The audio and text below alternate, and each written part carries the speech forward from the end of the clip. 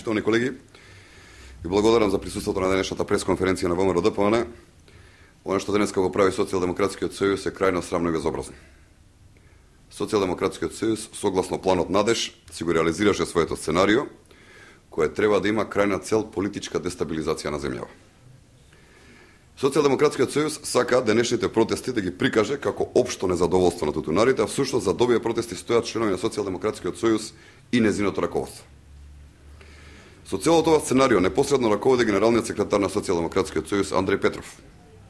Главната логистичка подршка ја возложуваат општинските организации на СДСМ од Струмица, Битола, Прилеп и во одреден мал минорен дел партијата на Љубе Бошковски. Од Прилеп луѓето кои ги организираат членовите на СДСМ да излегуваат на овие така наречени протести се Станко Спирковски, викан Джемо, координатор на СДСМ за Пелагонискиот регион. Сашо Пиргановски, поранешен градоначалник на Прилеп од редовите на Социјалдемократскиот сојуз и сегашен член на општинската организација на СДСМ Прилеп. Господинот Помировски, задолжен за односи со јавност на општинската организација на СДСМ Прилеп. Од Струмица, протестите кои се представуваат како тутунари се организирани од Васко Костадинов Елвис, човек на Љубе Бошковски, попомогнат од кој друг како не од Заев. Од Битола и општина Могила, партиските членови на СДСМ ги организира Менде Диневски, пратеник од СДСМ, Сребре Нечовски и Пеце Кондовски, активни членови и функционери во општинската организација на Социјалдемократскиот сојуз.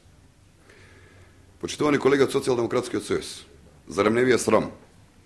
Вие 20 години не дадовте ниту единствен денар за тутунарите.